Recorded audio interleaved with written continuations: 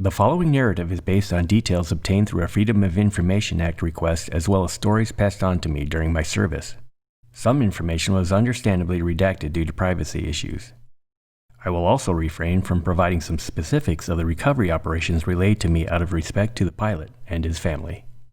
This story and the model build depicting the actual aircraft involved are put forth not to make light of the event and loss, but rather to inform and educate the viewers who choose to watch this video. Most importantly, it illustrates in its own way the sacrifices that the men and women of the U.S. Armed Forces and their families make every day, even in peacetime.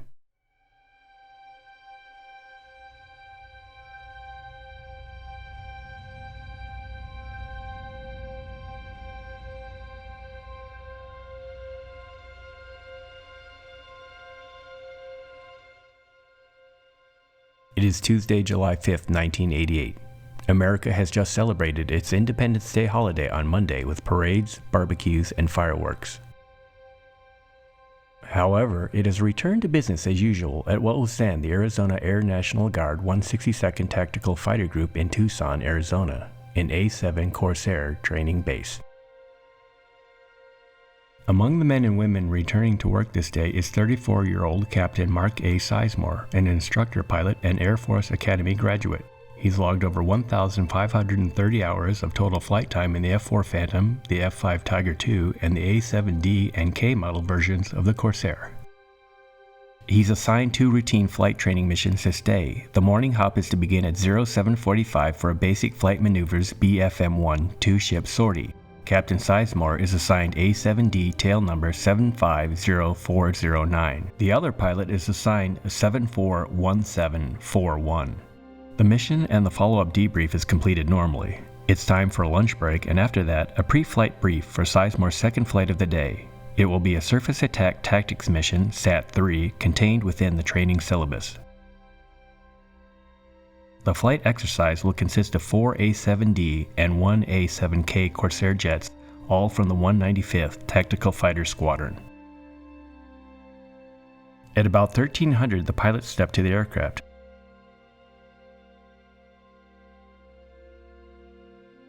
Sizemore is given tail number 750391, and his flight is designated by his call sign, Cylon.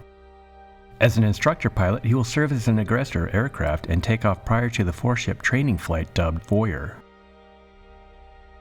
The Voyeur pilots are assigned the aircraft tail numbers 800287, a 2-seater K model, and D models 696200, 720239, and 750390. They will all fly to the Ruby Military Operating Area about 60 miles southwest of Tucson to perform their aerial maneuvers. After all pre-flight checks are completed, Captain Sizemore radios Tucson Tower. After taxiing to depart, he is given clearance to take off heading 300 from runway 29er right to an initial altitude of 9,500 feet. He is shortly followed by the 4-ship Voyeur flight with similar instructions.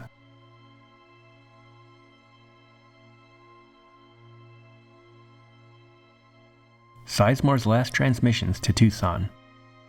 Tucson departure, Cylon passing 6 for 9,500 in a left turn to 120. Cylon, Tucson departure, loud and clear, resume on navigation. Cylon, thank you. Departure, Cylon. Traffic permitting, like to go from my present position just across the mines and over towards Ruby. Cylon, Tucson departure approved as requested. Cylon, radar service terminated, squawk 1200, frequency changed approved. Cylon, good day, thank you.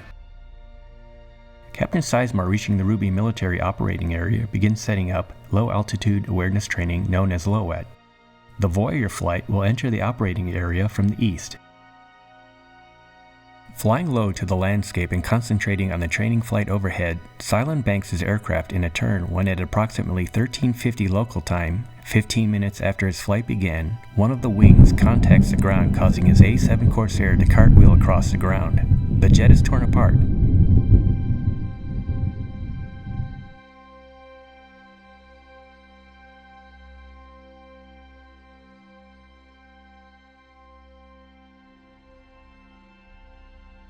Voyager 1-800287 remains on station to direct rescue forces while the other 3 A-7s return to base. After ground searches of the area find the wreckage of the A-7D, it is discovered that Captain Sizemore did not or was not able to eject successfully from the Corsair. It is noted that the impact occurred at about 4.5 nautical miles northeast of Arivaca, Arizona. Low-at exercises are very unforgiving to distractions due to high speed, low altitude, and the minimal recovery time for these type of maneuvers. It was determined that the most probable cause of the crash was the pilot's momentary fixation with the incoming 4-ship A-7 Corsair II training flight that resulted in his aircraft making contact with the terrain.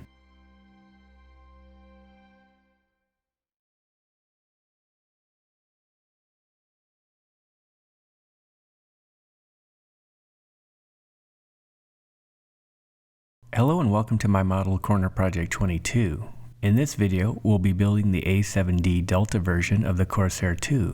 We'll also be custom painting the exterior and creating some custom markings to memorialize tail number 750391. For those interested in this particular model set, let's also look at the 3 standard options available for different unit and paint scheme service versions offered within this kit.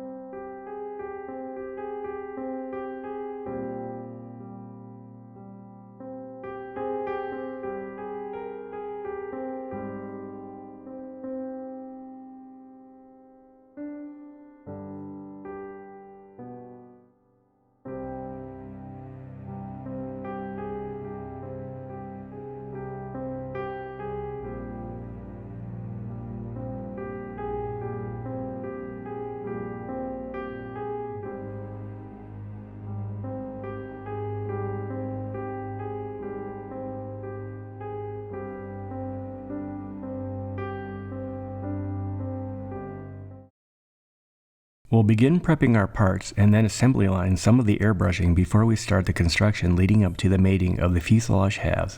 Depending on if you're building the Navy or the Air Force version, there are slight variations and some of the optional parts reflect these differences. Be sure to follow the instructions to your particular military branch of interest.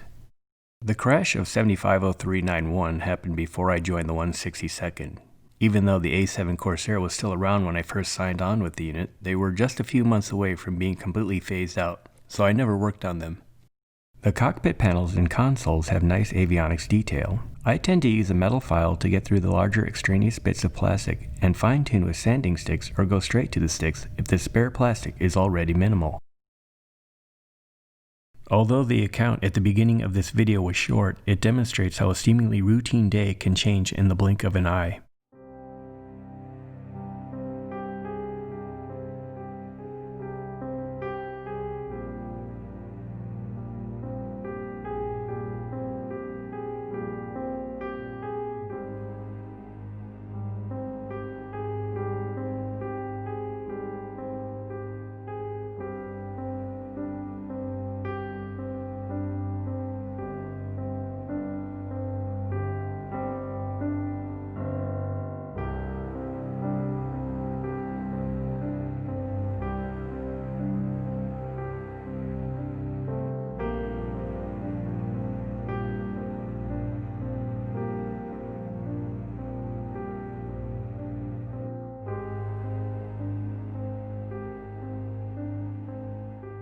By placing the pieces on cardboard pallets, we can quickly adjust the angles needed to get paint coverage over the required areas.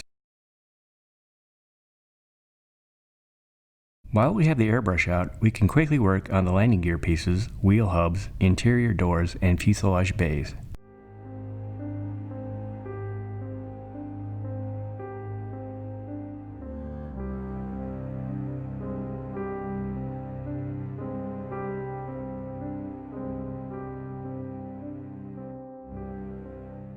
Let's hit the avionics spaces and associated inner door sides and the space that contains the engine nozzle with an anti-corrosion colored paint. The fuselage avionics space are impressive considering that this is out-of-the-box detail and resembles the actual jet compartmental layout very well.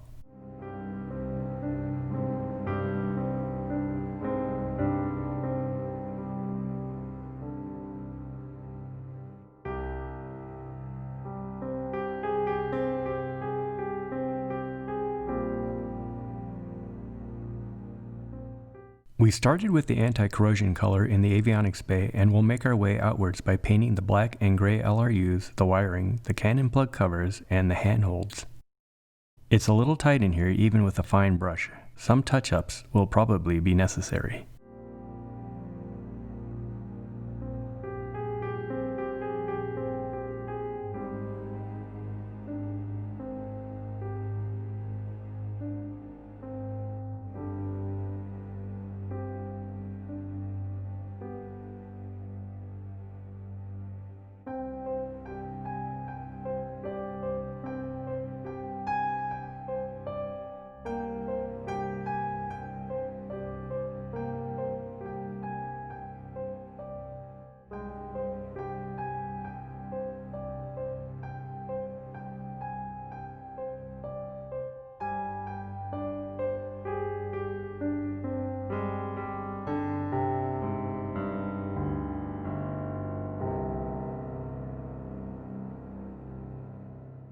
We mask off to apply paint to the cockpit panel frames.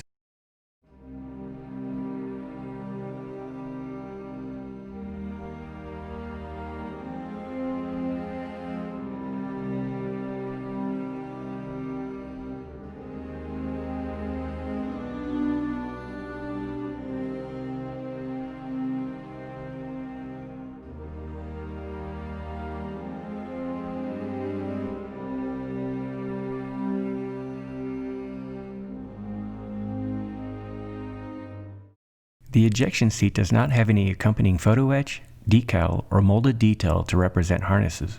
Using gray primer paint sprayed onto paper, I fashioned some rudimentary straps along with bits of cut metal staples. We once again scrape away at the knobs, switches, buttons, and console edges to reveal and contrast them to the panel faces.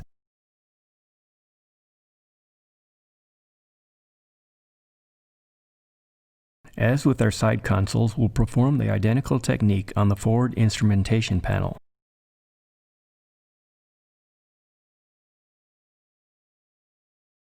To add some color to our scopes, we pre-shade with some white, then add in a color such as clear green.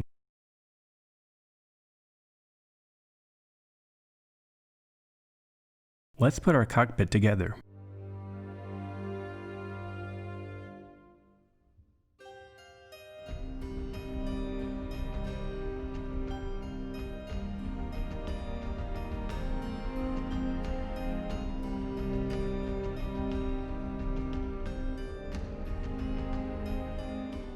Let's paint our engine nozzle. We affix the engine air intake. Next is the cockpit. And finally the nozzle. Finishing up, we join the central fuselage sections.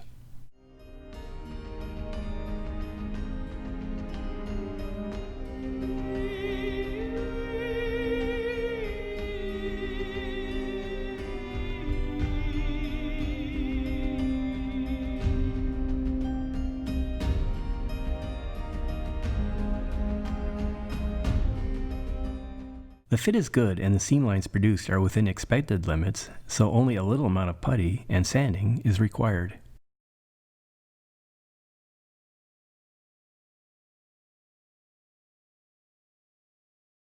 While we let that set, let's go ahead and work on the wings. In anticipation of adding wing pylons, we drill out the holes.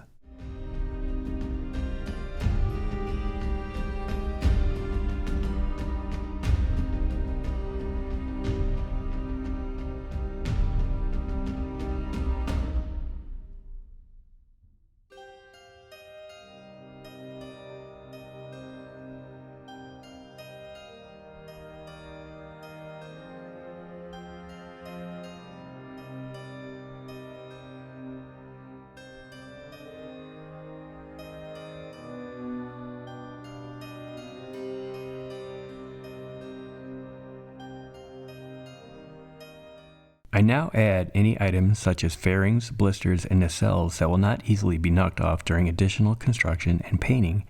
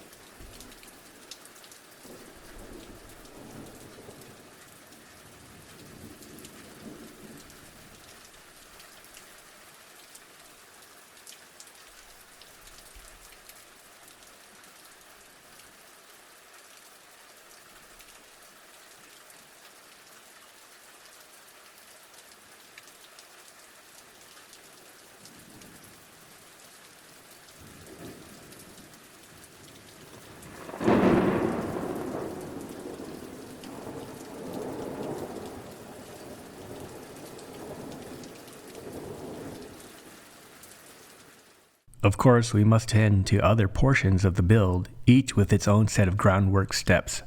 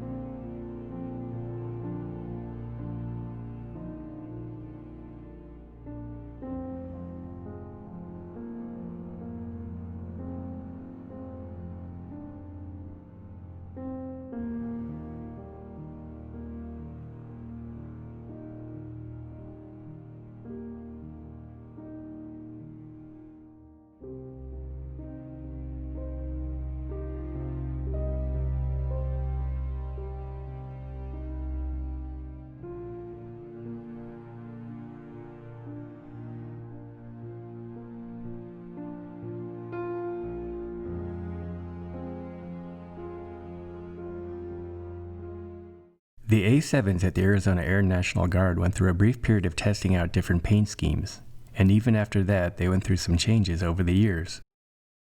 One exterior look was a dark tan and dark green accentuated with black alphanumeric markings. Another version was a lightening of the tan and green while also going to white markings. The one I remember from my early days was a very dark green and dark gray camouflage pattern with black identifiers. One other late version was in the dark and light gray camo pattern.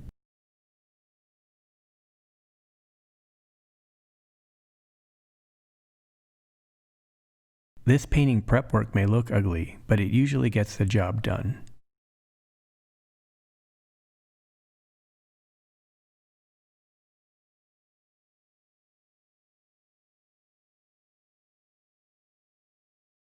This pattern on the tail was masked off, but after the tape was removed, the contrast between it and the main paint scheme was too modest and needed to be repainted later.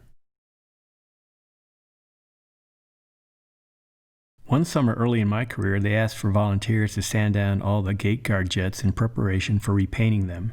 It was hot and exhausting work, and we would take breaks under the shade of the wings of each of the aircraft. None of the easy access panels are secured like they are at museums. As I rested, I opened some of the panels on the F-102 Delta Dagger 561134. I was surprised that everything was still inside. More amazing for me was to see old vacuum tubes on the electronic boards. It seemed to me that any near miss from a missile would have knocked out the avionics on these jets immediately. Another one of those jets near the entrance is an A-7D Corsair tail number 750394, which was painted originally in the same dark gray and dark gray pattern we'll be painting our model.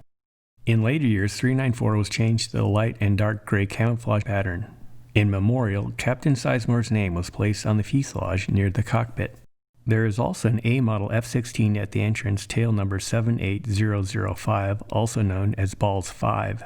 I worked on that jet for a time before it was retired. Some of the avionics inside have maintenance tags on them. I remember my name being on a tag that was attached to the fire control and navigation panel, FICNIP for short, that was placed back in the cockpit. I wonder if it's still there.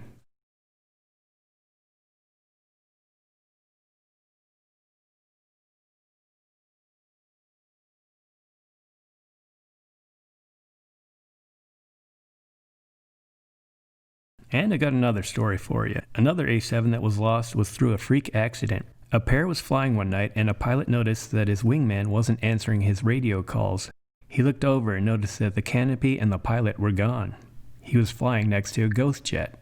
It turned out that the missing pilot was reaching for something and somehow the ejection handle was pulled, and out he went.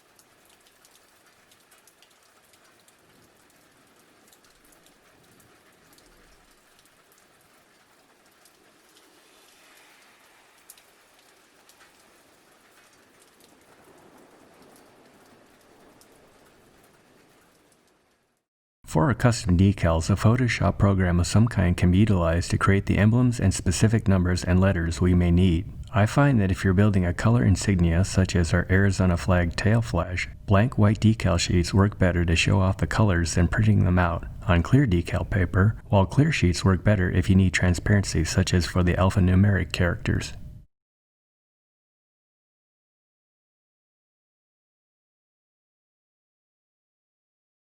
I used a cutout of the tail letters that were printed on the test paper for aligning masking tape reference lines in order to quickly affix our custom-made decals.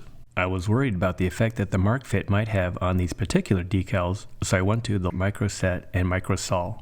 Probably not necessary, but I didn't want something to go wrong at this late stage of the game. So in this case, we're adding the Alpha Zulu tail letters, the aircraft number, the Minuteman National Guard emblem, and the Arizona State flag. This will complete our fin flash.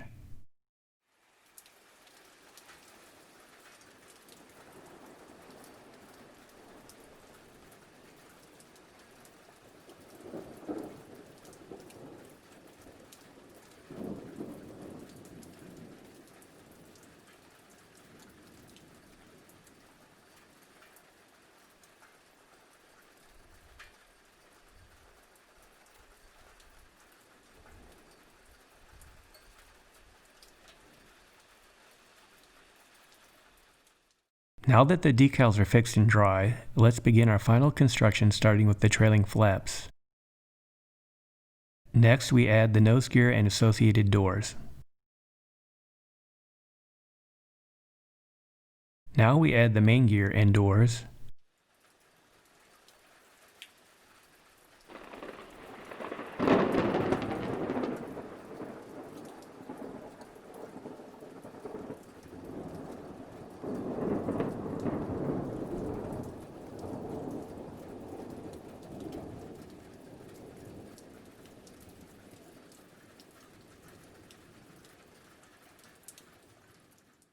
For our loadout, we'll attach the fuselage-mounted missile rails with the AIM-9 Sidewinder missiles, 2 external wing fuel tanks, and finally 6-point bomb racks. We roll out our Corsair 180 degrees to fasten our final parts. We'll airbrush on our dull coat. Just about there, please stay tuned after the final reveal of this Corsair II for a look at the fate of the other A-7 aircraft specifically mentioned in the narrative. This is followed by a video clip of a visit to the crash site of 750391. Take care, and we'll see you later.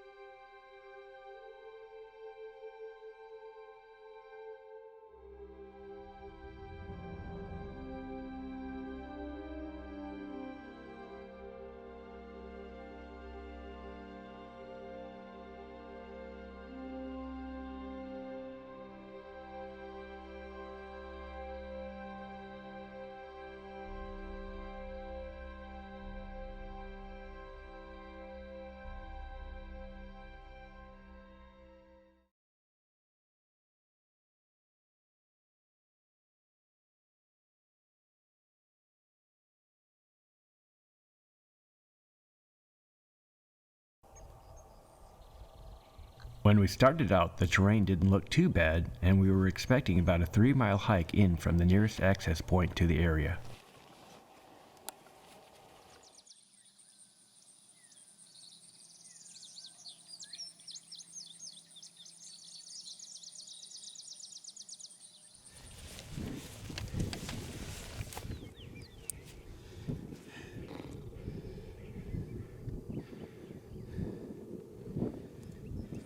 As we trekked on, the field grass became taller and concealed some of the rockier terrain ahead, making each step in certain areas a challenge. And every time we thought we'd reach the top of one hill and would be able to see the overall crash site, we were confronted by another hill obscuring a view of that region.